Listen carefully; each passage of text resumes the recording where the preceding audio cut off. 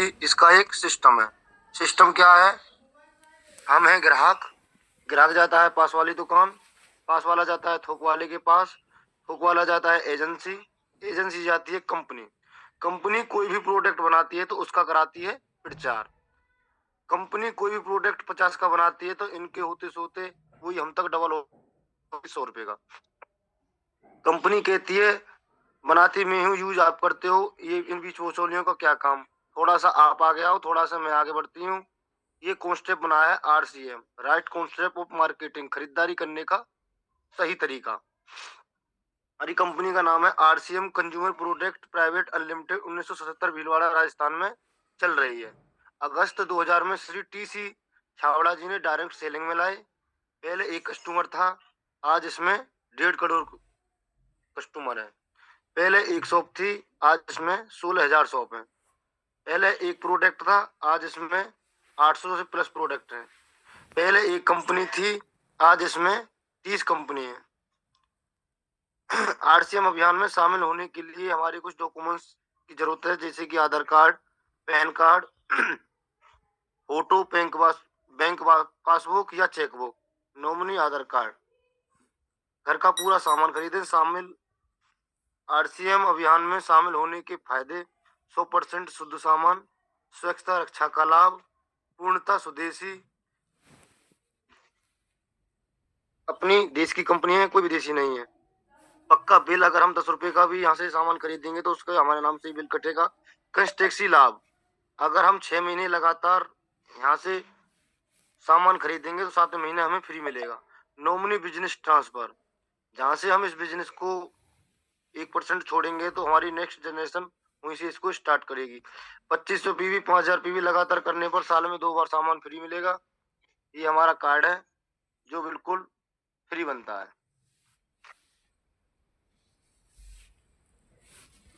और भैया, रात में एक आदरणीय श्री TC सर की एक वीडियो सुन रहा था, उसमें एक मुझे लाइन बहुत अच्छी लगी, वो मैं आपके आगे बताना चाह रहा हूँ सर। आग में जोश हो, आग में जोश हो इतना, आग में जोश हो इतना कि पानी में लग सकती है। अरे RCM कमाल है तेरा, अरे RCM कमाल है तेरे, अगर तेरे दीवाने जग जाएं तो भारत की तकदीर ही बदल सकती है। सर ये लाइन मुझे बहुत बढ़िया, बहुत अच्छी लगी, ये मैंने नोट करी और मैंने कई बार रिपीट करी, मैं बिल्कुल सुबह करूंगा। बहुत बढ़िया, शाबाश, ग्रेट, वेल डन। तो दीवाने जग रहे हैं जो भारत की तस्वीर और तकदीर बदलने के लिए। आप जैसे यूथ आ रहे हैं तो ये RCM के दीवाने ही तो हैं, उनकी लाइन कोई गलत नहीं है। तो उन्होंने जो लिखा है कि धीरे धीरे जो RCM के दीवाने जब वो जगेंगे तो फिर तो तस्वीर और तकदीर दोनों बदलनी 100% है। और आप जो प्लान दे रहे हैं इसमें धीरे धीरे थोड़ा थोड़ा बदलाव करते जाएं, कुछ शब्दों का बदलाव करते जाएं। जैसे कि जब हम स्टार्ट करते हैं गौरव जी प्लान को, तो उसमें हमें बोला जाता है, जब बदलाव की जानकारी दे रहे हैं तो उसमें ये नहीं बोला जाता ये हमारा और तुम्हारा परिवार, इसमें ये बोला जाता है कि ये हमारा और आपका परिवार है, आपका। जी हम सर। और तुम्हारा जैसे ही करेंगे फिर हम अलग अलग हो जाते हैं, पर जैसे बोलते हैं हमारा और आपका परिवार है तो हम दोनों उसमें मिक्स हो जाते हैं, एक ही परिवार हो जाता है। और जैसे हम कंपनी का नाम बोलते हैं RCM consumer product private limited है, अनलिमिटेड नहीं है, लिमिटेड है। वैसे आपके शब्द में ताकत है, अनलिमिटेड का मतलब है कोई टेंशन ही नहीं है, पर वो प्राइवेट लिमिटेड है। और लास्ट में जैसे बताते हैं कि 1% कुछ हो गया है तो उसमें ये कि जो हमारा कार्ड है वो हमारे नॉमिनी के नाम ट्रांसफर होगा ही होगा, 100% हमारे बाद हमारे नॉमिनी को ट्रांसफर होगा। तो बाकी आप प्लान के लिए तैयार हुए, बहुत बड़ी बात है। आप डेली प्लान देने की वो कर रहे हैं, बहुत बड़ी बात है। बहुत सारे साथियों को यहाँ पे कह रहा हूँ 2-2 साल हो गए, पर उनकी हिम्मत नहीं है वो प्लान दे दें। उन्हें डर लगता है कि पता नहीं कोई चालान काट देगा। जब तक चालान नहीं कटेगा आपका डर भी नहीं निकलेगा। जिसकी गाड़ी का चालान कट जाता फिर उसे डर नहीं रहता। अब तो कट गया एक बार। जैसे गुड़गांव में ऑटो वाले सुबह 100 रुपए का चालान कटवा लेते हैं, उसके बाद वो दिन भर फ्री रहते हैं, कहीं भी खड़ा करें, कहीं भी कुछ करें, कहीं से सवारी उठाएं, क्योंकि उन्होंने सुबह ही कटा लिया 100 रुपए का चालान। ऐसे ही आरसीएम में भी अगर आपने प्लान देना चालू कर दिया तो एक बार ही डर लगेगा, उसके बाद तो आपको आदत पड़ जाएगी। और जिसकी लत लग जाती है उसका नशा चढ़ जाता है। जैसे लक्ष्मण सर को बुक की लत लग गई है, तो उन्हें लत नहीं लगी, उसका नशा चढ़ गया है। वो बुक के बगैर रह भी नहीं सकते। उनकी मोटरसाइकिल की डिग्गी में भी आपको बुक मिलेगी, बैग में भी बुक मिलेगी, जहां बैठेंगे वहीं बुक मिलेगी। तो ऐसे ही आपको अपनी कोई ना कोई ऐसी लत लगानी है जो आपको कामयाबी की तरफ लेके जाए। ऐसी लत नहीं लगानी है कि आपसे रहा ना जाए बीड़ी के बगैर। आपको खाने के बाद बीड़ी चाहिए, ऐसी लत नहीं लगानी है, फिर तो आप परेशान हो जाओगे। क्योंकि किसी प्रोग्राम में गए, अब आप भीलवाड़ा चले गए आरसीएम के वहां, तो आप बीड़ी नहीं पी पाओगे, क्योंकि वहां तो सब आरसीएम के लोग हैं। तो वहां तो आप फिर तो तड़पड़ा जाओगे। तो इसलिए अच्छी आदतें डालें और अच्छे रिजल्ट आएंगे। अभी सोनू शर्मा जी का एपिसोड चला हुआ है और बड़ा एपिसोड। उन्होंने 3 चीजें बहुत अच्छी बताई कि पहले तो आपके अंदर विल होनी चाहिए, इच्छा शक्ति होनी चाहिए उस काम को करने के लिए। फिर उसे सीखने की ललक होनी चाहिए, आप उसे सीखना चाहते हो। और तीसरी जो कामयाबी के लिए सबसे ज्यादा चाहिए वो है भूख, तड़प, कारण। वो आपसे काम कराती है। भूख एक बहुत बड़ी वो है। यदि भूख है तो ये सब चीज कर लोगे आप। फिर तो सीखने के लिए भी भागोगे और अंदर विल पावर भी पैदा होगी। पर भूख नहीं है तो कुछ नहीं हो सकता। तो आरसीएम में वही इंसान कामयाब है जिसमें कामयाबी की भूख है। तो अपने अंदर भूख पैदा करिए। भूख पैदा करेंगे तो सब कुछ पैदा होगा। बाकी हम चलते हैं एजुकेशन की, मास्टर एजुकेशन के दीवाने, जिनके कोई नहीं है पैमाने। उन्होंने सब पैमानों को फेल कर दिया है। तो हमारे बीच में लक्ष्मण सर हैं। जी लक्ष्मण सर, वेलकम है सर। धन्यवाद सर, थैंक यू बहुत बहुत। आपका आभार। जो मैं तो एक स्टूडेंट हूँ, क्योंकि रात का एक एपिसोड मैंने सुना था और लगभग 2 बार सुना मैंने जी। एपिसोड नंबर 364 सोनू शर्मा जी का। जी। कमाल की बात बताई कि जब हनुमान जी से उनका जो सीता जी ने उनका परिचय पूछा, तो उन्होंने कमाल की लाइन बोली, राम दूत में मात जानकी। उनका अपना क्या है, यानी लोग अपना परिचय भी किस तरह से देते हैं। बहुत बढ़िया बात उन्होंने बताई। सर मैं ये, मैं वो, मैं ऐसे, लेकिन उन्होंने मैं तो आने ही नहीं दिया अपने अंदर। बहुत खास बात थी वो, अगर आप उसे समझेंगे। यहां पर भी आप अगर किसी के स्टूडेंट हैं, अगर आप सिर्फ अपलाइन का नाम लेते नहीं थकते हैं, तो अपलाइन आपको कहीं भी पहुंचा देगी। लेकिन कुछ साथियों को 2, 4, 5, 10, 20 हजार रुपए आते ही उनका ईगो आसमान में आ जाता है। सर मैंने किया, इतनी मेहनत करी हमने, तो वो पापड़ बेले हैं। अरे भैया, पापड़ तो अपलाइन ने बेले थे, जो आपको यहां तक पहुंचाने के लिए सब कुछ उन्होंने किया। तो मैं तो स्टूडेंट हूं आरसीएम का और आपके साथ में काम करता हूं। मेरा तो यही परिचय है, मैं कोई मास्टर वास्टर नहीं हूं, मैं तो आज भी एक विद्यार्थी हूं और ऐसे ही सीखता पढ़ता रहूंगा। बस ये आपका प्यार और समर्पण है जो मुझे इतना मिलता रहता है और गुरुओं का आशीर्वाद है। अदरवाइज मैं तो एक बैंक में बैठ करके लोगों का हिसाब किताब करने वाला इंसान था। इस आरसीएम ने मुझे क्या बना दिया मुझे खुद को ही नहीं पता, पर ये देन सभी अपलाइनों की है, इस सिस्टम की है और गुरुओं की है।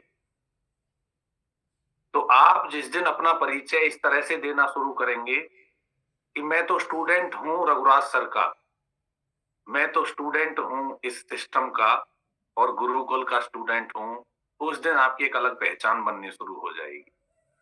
तो अपने परिचय को बदलें। और मैंने वो एपिसोड पर्सनली भेजा सभी लोगों को। रात को लगभग 11 साढ़े 11 बजे तक मैंने उसे सुना, उसके नोट्स बनाए और मतलब यूनिक है वो। अगर आप उसे सुनेंगे तो आपको समझ में आएगा कि सोनू शर्मा जी ने क्या क्या बातें कही हैं उसमें। लाजवाब एपिसोड रहा। उसके नोट्स में मैंने दो चार चीजें लिखी और दो चार क्या 2 पेज भरे हैं। समझ में आया कि यहां पर डाउनलाइन भी अपलाइन से ऊपर जा सकता है। यानी आपको एक अच्छा फॉलोअर बनना पड़ेगा। लीडर तो आप बन ही जाओगे, लेकिन लोग अच्छा फॉलोअर नहीं बनते। लोग सोचते हैं कि मेरी वाह होनी शुरू हो जाए और मुझे लोग पूछना शुरू कर दें। लोग आपको तब पूछेंगे जब आप अच्छे फॉलोअर बनेंगे, क्योंकि लोग उन्हीं को सलाम करते हैं जिन लोगों के अंदर किसी का पीछा करने की भावना होती है। पीछा पीछा मतलब ऐसा नहीं है कि रोड पे जा रही है कोई लड़की उसका पीछा करना शुरू कर दें। पीछा वो नहीं, पीछा वो जब आपकी अपलाइन आगे चल रही है और उसके पद चिन्हों पे आप चलना शुरू कर दें, उसको हम फॉलो कहते हैं। एक अच्छा फॉलोअर हमेशा एक अच्छा लीडर बनता है। लोग अपलाइन के पैरों को छोड़ करके कहीं और चलना शुरू कर देते हैं और वो कहीं और ही पहुंच जाते हैं। इसलिए आप अपलाइन को फॉलो कीजिए। जो भी अपलाइन कहती है यस सर, लेकिन लोग तो उसमें भी ये कहते हैं सर कैसे यस सर बोलूं। हनुमान जी को जब वो संजीवनी बूटी के लिए बोला गया कि वे लक्ष्मण मूर्छित हैं और इन्हें जिंदा करना है, तो आदेश हुआ कि पहले उसको सुसैन वैद्य को लाओ, तो सुसैन वैद्य को ले आए। अब सुसैन वैद्य आ गया तो उसने कहा जी काम बहुत कठिन है, जिंदा तो हो जाएंगे, लेकिन आपको संजीवनी बूटी लानी पड़ेगी सूरज निकलने से पहले पहले। तो हनुमान जी ने एक ही बात कही थी, आप काम बताओ, हो तो सब जाएगा, पर अगर आप आज्ञा दें तो। मतलब आज्ञा किसकी मांग रहे हैं? राम जी की आज्ञा मांग रहे हैं भगवान से। आप आज्ञा दो, सब कुछ हो जाएगा। क्या उन्हें नहीं पता था कि मेरे अंदर ताकत बहुत है, सब कुछ कर सकता हूं, लेकिन आप आज्ञा दें तो। और यहां आप आज्ञा ही मत दे देना। अगर आपने किसी काम की कह दी तो हालत खराब हो जाएगी। आपके कहने से थोड़ी काम करूंगा मैं। अपलाइन को तो इस तरह से लोग यहां पर डिनाई कर देते हैं कि अपलाइन पता नहीं उनको त्रिशूल मार देगा। अरे भैया, अपलाइन आपके भले के लिए कोई काम कह रहा है तो उसे कर दो, आप आज्ञा दें तो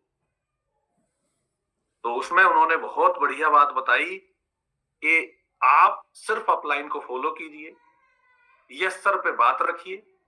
हाँ, उसमें अगर आपको कोई विचार विमर्श करना है कि सर अगर इस तरह से हम इसे बदल लें या इसका टॉपिक ऐसे चेंज कर लें तो शायद अच्छा हो जाएगा, अगर आपके पास कोई सुझाव है तो। अदरवाइज अपलाइन आपको कुछ बढ़िया ही दे रही। उसमें उन्होंने एक बहुत बढ़िया चीज बताई, E + R = O। एक कमाल का मेथड है E + R = O, इवेंट। और एक लाइन सोनू शर्मा जी ने कही थी, घटना का घटना आपके हाथ में नहीं है, घटना में रंग भरना आपके हाथ में है। घटना कैसे भी घट सकती है, पर उसका आप रिएक्शन कैसे करते हैं वो कमाल है। लोग जैसे ही कुछ भी घटना घटती है तुरंत उनका रिएक्शन चेंज हो जाता है। उन्होंने 2-3 उदाहरण दिए और उन उदाहरणों में उन्होंने रामायण का एग्जाम्पल दिया, महाभारत का एग्जाम्पल दिया और रामायण में उन्होंने एक राम जी के वनवास का भी एग्जाम्पल दिया। रामायण का एग्जाम्पल कमाल दिया वो जिन्होंने सुना है। शूर्पणखा की नाक कट गई, वो रावण के पास पहुंची और रावण ने कहा मैं देखूंगा अब उसे, और उसने सारे कुल का नाश कर लिया। महाभारत का उदाहरण बहुत अच्छा था, द्रौपदी के लिए बोला गया। द्रौपदी ने कहा अंधे का बेटा अंधा। अरे भैया, अंधे का बेटा अंधा थोड़ी होता है। अगर थोड़ा सा सब्र उसमें दुर्योधन रख लेता तो शायद कौरवों का विनाश नहीं होता। कई बार हम भी ऐसा रिएक्शन कर जाते हैं। अपलाइन ने बोला सर आपको ना उधर मीटिंग ट्रेनिंग, आपको उधर एक प्रोग्राम में पहुंचना है। अरे सर ऐसा कैसे, हमारे तो घर में बहुत परेशानियां चल रही हैं। आप ये कहो सर ऐसा है, थोड़ी सी दिक्कत हो रही है, अभी मैं चीजों को निपटा करके और फिर आपके पास पहुंचता हूं। आपका रिएक्शन ही उस चीज को बताएगा, यानी आपका रिस्पॉन्स। रिएक्शन और रिस्पॉन्स में बड़ी कमाल की बात उन्होंने, सब दोनों एक ही हैं, लेकिन रिएक्ट क्या है? रिएक्शन होता है गुस्से से, जल्दबाजी से और आपके ईगो से। वो तुरंत हो जाता है, तुरंत, उसको हम रिएक्ट कहते हैं। लेकिन रिस्पॉन्स क्या होता है? ठहराव है, समझ है, सोच है। आप किसी भी सवाल का जवाब तुरंत ना दें किसी को। उन्होंने एक बहुत कमाल की बात कही, हर चीज का जवाब उसी समय पर नहीं देना होता। अगर आप तुरंत जवाब देने वाले बन रहे हैं, यानी कि खराब चीज का, तो फिर आपके जीवन में बहुत कुछ गलत हो जाएगा। लेकिन अच्छी चीजों का तुरंत जवाब दीजिए, खराब चीजों का समय आने पे जवाब दीजिए, और फिर देखना आपको क्या मिल जाएगा। एक बहुत बढ़िया एग्जाम्पल सोनू शर्मा जी ने दिया कि काल को मारने के लिए रावण कह रहा था कि मैं इसे कल मारूंगा, कल मारूंगा। वो उसने टाल दिया, और जब सीता जी को चुराना था उसे तुरंत कर लिया। मतलब देखो दोनों चीजों को, काल को मार देता तो शायद चीजें कुछ अलग होती, लेकिन सीता जी को तुरंत चुरा लिया। जिस चीज को टालना चाहिए था वो कर लिया, और जो करना था वो टाल दिया, तो उसने अपने जीवन का विनाश कर लिया। आप जब इस एपिसोड को सुनेंगे तो मैं कह रहा हूं आप अंदर से उछल जाओगे। जिन्होंने सुना है उनके चेहरों पर मुस्कुराहट दिख रही है, क्योंकि वो सुन के बैठे हैं और उन्हें पता है कि इसमें क्या क्या अंदर था।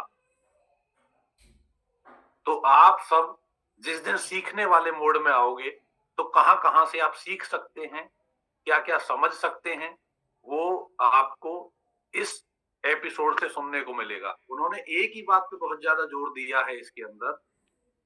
एक लाइन जो सबसे पहले उन्होंने उस बुक में बताई थी, कि जो बुक उन्होंने लिखी है सोनू शर्मा जी ने, सफलता के 24 अध्याय।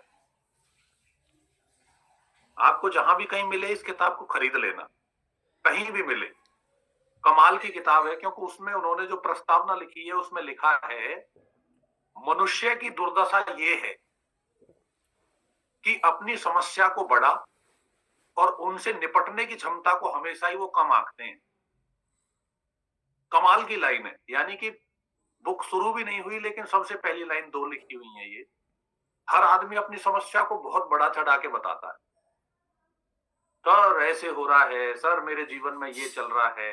अरे भाई साहब, सर आपको नहीं पता पैसे ही नहीं है। अरे सर आपको पता नहीं है शरीर में दिक्कत बहुत ज्यादा है। यानी अपनी समस्या को इतना बड़ा कर देगा। भैया उसे निपटने का कोई तो तरीका ऐसा ढूंढो जो, आपके अंदर बहुत ताकत है, आपके अंदर बहुत क्षमताएं हैं, आप कैपेबल हो हर चीज को करने के लिए। क्योंकि मनुष्य एक ऐसी प्रजाति बनाई है भगवान ने जिसके आगे ब्रह्मांड की हर चीज छोटी है। हर चीज, कुछ भी। क्योंकि जितनी भी धरती पे आप चीजें देखते हैं वो एक इंसान ने ही तो बनाई है। जिन्हें भी हम यूज करते हैं तो वो भी तो कोई इंसान थे जिन्होंने ये सारी चीजें डिजाइन करी। कुछ भी एआई जो लाया, जो रोबोट बनाए, जो हेलीकॉप्टर, ये वो, क्या मतलब क्या देख सकते हो आप धरती पे? हर चीज तो बनाई गई है उसी के द्वारा। फिर हम अपने आप को कम कैसे आंक लेते हैं?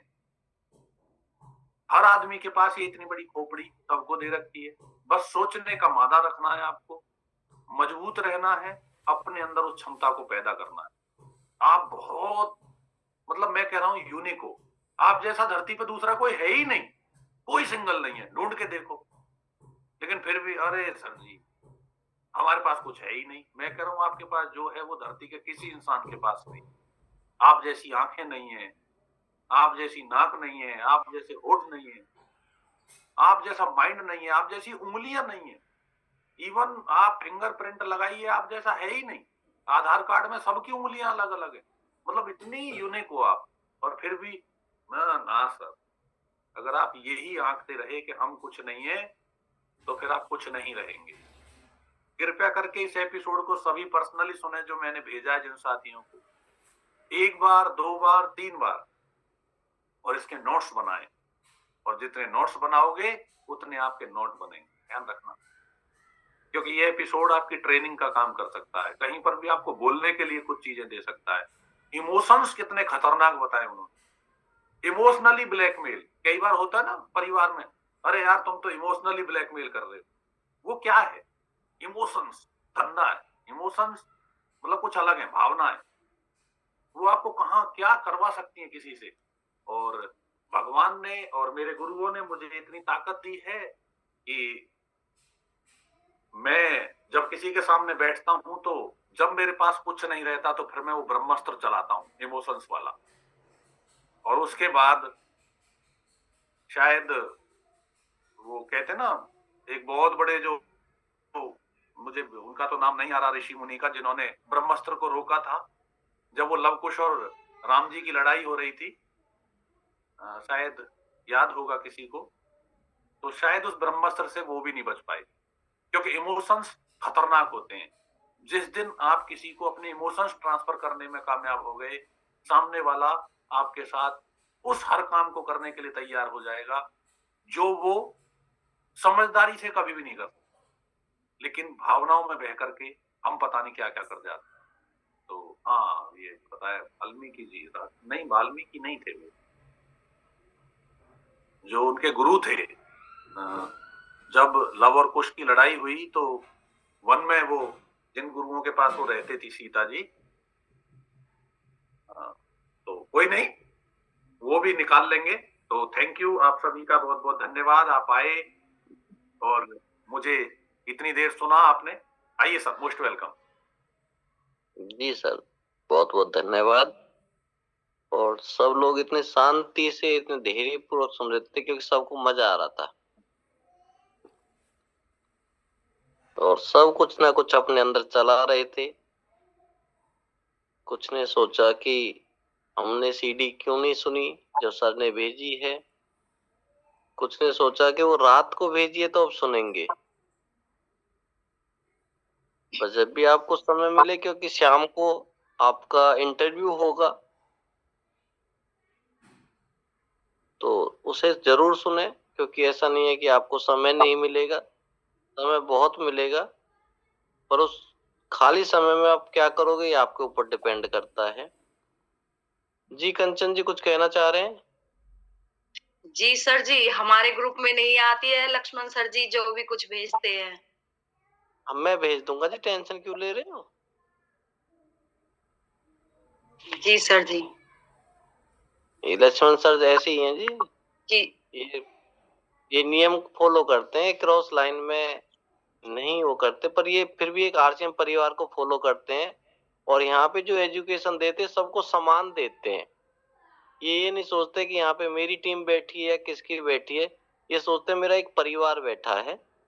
और सर ने जब डाली तो ग्रुप में, और मैंने उसको सुना, तो मैं आपको जरूर भेजूंगा। क्योंकि मैं भी पहले खुद सुनने की कोशिश करता हूँ कि मैंने नहीं सुनी तो फिर कैसे भेजूं। क्योंकि अपलाइन का काम है पहले खुद को सुनना। क्योंकि सर की जो सीडी जो भेजते हैं, मैं कहीं भी भेजने से पहले, क्योंकि मुझे पता बहुत अच्छी भेजी होगी, क्योंकि उसको पहले वो बार बार सुनते हैं, उसके बाद आगे भेजते हैं कि ये इसके मतलब की है या नहीं।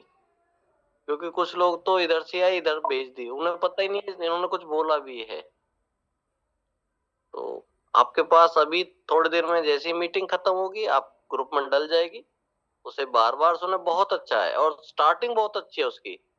सुरेंद्र वश जी ने जो उस बुक का स्टार्टिंग जो पढ़ा वो बहुत अच्छा है, तो आपके पास जरूर पहुंचेगी। और सबसे पहले आज का जो होमवर्क है वो है एक बायो एज, जिससे बढ़ती है हमारी एज, इसलिए खाओ बायो एज।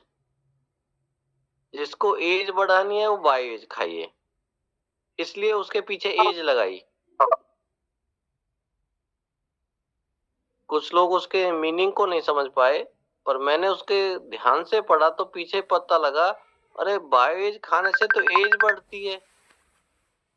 जैसे लक्ष्मण सर ने एक शब्द कहता न्यूट्री चार्ज साइंस, तो वो साइंस काम करता है। ऐसे ही अगर हमें एज बढ़ानी है तो हमारे बायो एज काम करेगा।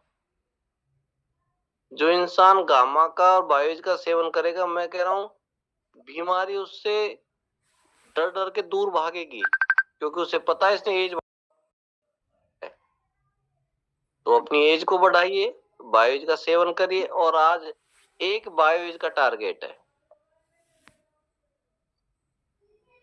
हर साथी एक बायो एज पे अपना काम करे।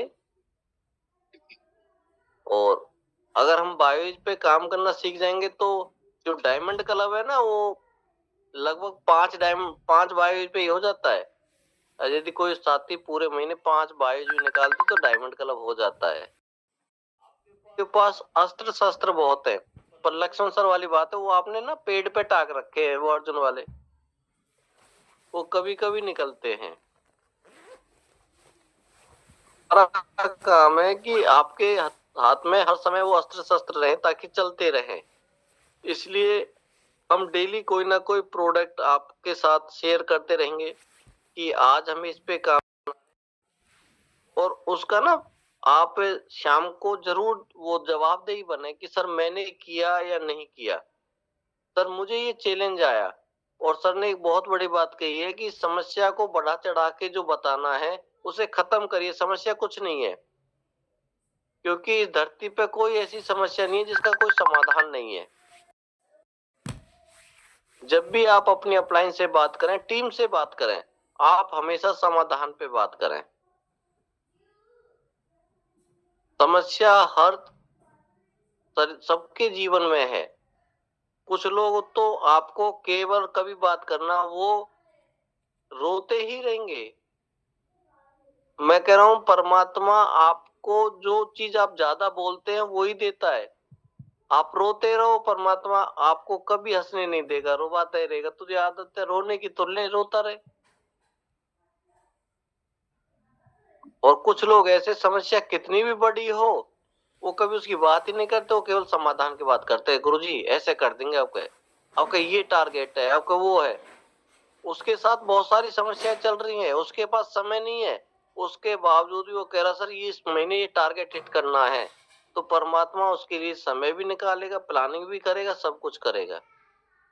इसलिए रोतड़ू ना बने, रोते ना रहें, क्योंकि अपलाइन आपके साइड से निकल जाती है। इससे तो कभी बात कर लो, इस पे काम ही ये है। इसलिए अपलाइन उसका फोन कम उठाने लग जाएगी, उससे कम बात करेगी। पर जिससे बात करती है, एनर्जी आती है, खुशी होती है, उस लीडर के पास अपलाइन खुद भी फोन करती है। जैसे उसका फोन आता है अपलाइन खुश हो जाती है, वाह मजा आ गया, चैंपियन का फोन आ गया। तो आप अपने आप को चेक करिए, क्या अपलाइन आपका फोन उठाती है या करती है, आपके पास कितना फोन करती है, आपको पता लग जाएगा। आपको खुद चेक करने का एक सिंपल सा तरीका है, क्या अपलाइन आपके पास फोन करती है?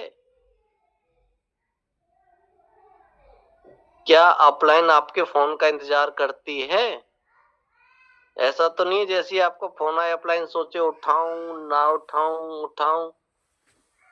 तो हमें हमेशा सॉल्यूशन पे बात करना, पॉजिटिव बात करनी है। आप अपलाइन के चहेते बन जाएंगे। जितना भी हो सके आप अपलाइन के बताए हुए काम पे, जैसे लक्ष्मण सर ने बोला यस सर, ये शब्द आपकी कामयाबी का सबसे पहला मूल मंत्र है। आज जैसे बोला गया, एक बायोएज, कुछ भी हो जाए पर करना ही करना है। यदि उन साथियों में आप शामिल होगे कि करना ही करना है, अपलाइन आपके हर प्लान में शामिल हो जाएगी, हर प्लानिंग में शामिल हो जाएगी। कंचन जी, फिर कुछ कहना चाह रहे हो आप? जी सर जी। तो सर जी हैंड रेज कर पहले लिया करो ना। करी थी और अगले दिन 4 जियो बीटा बिल भी कटवाया। आज गामा भी जरूर निकालेंगे सर जी, कोशिश रहेगी 2 तो कम से कम निकाले आज। आज तो बायोएज का टारगेट है। हाँ जी सॉरी आज बायोएज निकालेंगे। कह रही हूँ पहले दिन 5 गामा निकली थी उस दिन, और कल 4 जियो बीटा निकाले थे साथ में। वो ओमेगा मेरे पास थी तो उनके बिल नहीं कटवाए थे मैंने। बिल, आज से एक शब्द और बदलना, बिल नहीं कटवाना, बिल बनवाना है। ठीक है सर जी, बिल बनवाना है। हम सभी सभी साथियों को वो है, हम जिस चीज को काटेंगे वो घटेगी। जी कब बिल हमें बनवाना है। ओके। हाँ, जैसे आप किसी भी दुकानदार से एक शब्द बोलना, भाई साहब दुकान को कितने टाइम में बंद करोगे, गुस्सा आ जाता है। उससे कहेंगे भाई साहब दुकान क्या, वो खुश हो जाता है, भाई साहब इतने बजे बढ़ाता हूँ। तो हमें भी अपने बिजनेस में जो शब्द हैं वो हटाने हैं। बिल कटवाना नहीं है, बिल बनवाना है। जब बिल बनवाएंगे तो बिजनेस बढ़ेगा, और कटवाओगे तो घटेगा। तो हमें तो घटाना नहीं है, हमें तो बढ़ाना है। तो आज से कोई भी साथी जब भी किसी दुकानदार से कहीं भी, तो उससे एक ही बात कहे, भाई साहब मेरा बिल बना दो। अपलाइन से भी आप कहना, कभी भी पूछे तो आप उससे एक ही बात कहना, सर आज मैंने इतने का मेरा बिल बना। ये मत कहना सर मैंने आज इतने का बिल कटवा दिया।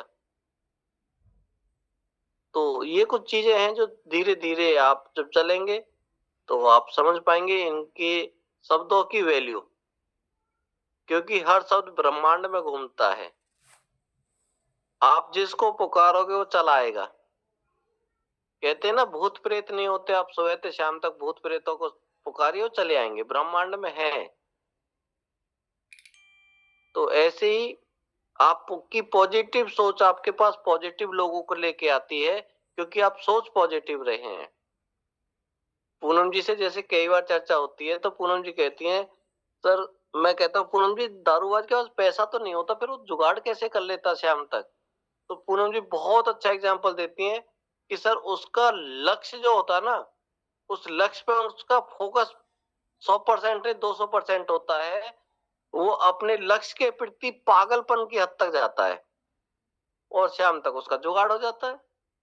यानी कि जो अपने लक्ष्य के प्रति पागलपन की हद तक लगा हुआ है वो उसे प्राप्त कर लेता है। तो पूनम जी का ये एग्जाम्पल मुझे बहुत अच्छा लगा कि यदि आपको कहीं भी कामयाबी चाहिए तो उस लक्ष्य के प्रति आप अपना पागलपन पैदा करिए, आप अपने लक्ष्य को प्राप्त कर लोगे। आप किसी से भी सीख सकते हैं। एग्जाम्पल से हमें सिखा दिया कि उसका जो लक्ष्य है वो सुबह से शाम तक इधर उधर नहीं भटकता, उसका केवल एक ही लक्ष्य है, मुझे शाम तक जुगाड़ करना है, और वो लगा रहता है।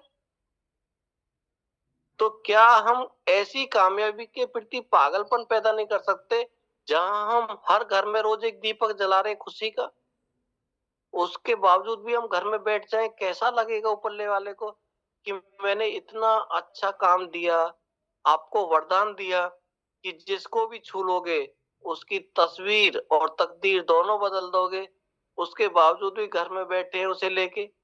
अरे आपके हाथ में अलादीन का चिराग है, घिसते रहो।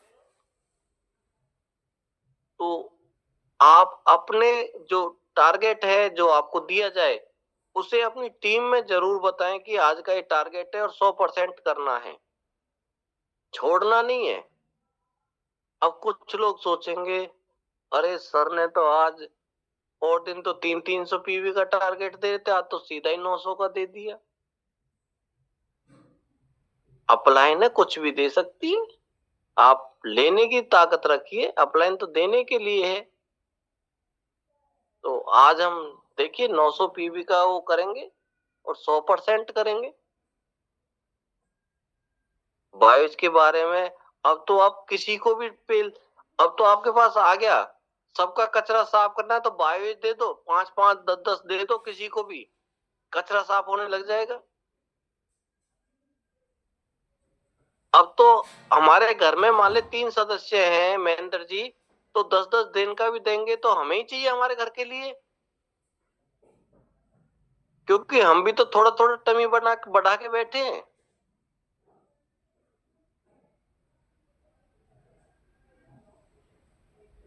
और महेंद्र भाई तो ऐसी जगह पे हैं जहां बहुत सारे लोग बाहर का भी खाना खाते हैं, तो महेंद्र भाई तो सबको कहेंगे भाई साहब इससे कचरा साफ होता है, इसे डेली ले लिया करो, 30 दिन ले लिया करो। तो महेंद्र भाई तो 2-3 आज ही कर देंगे। तो महेंद्र भाई आज का टारगेट कितने का है?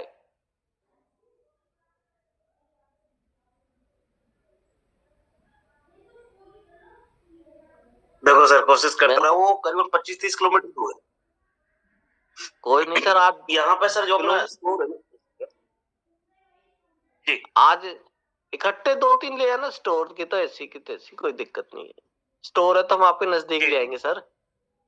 हाँ, जी जी जी बिल्कुल जी। हमें पता है हल्द्वानी में आपके हाथ से हल्दी लगवानी है हमें। बिल्कुल लगेगी सर, बिल्कुल लगेगी। हाँ, और लक्ष्मण सर बहुत जल्दी तैयारी कर रहे हैं, सर ने तैयारी कर दी है कि सर मेरा हल्द्वानी टूर है। मैंने कहा सर बिल्कुल विजयी भवो। तो सर को, और सर ने तो बहुत कुछ बदल दिया है, तो बहुत बड़ा अच्छा लग रहा है। और पूनम जी ने आज टाइम भी बदल दिया लोगों का कि तुम 45 तक रहो, 40 पे भाग जाते हो ना।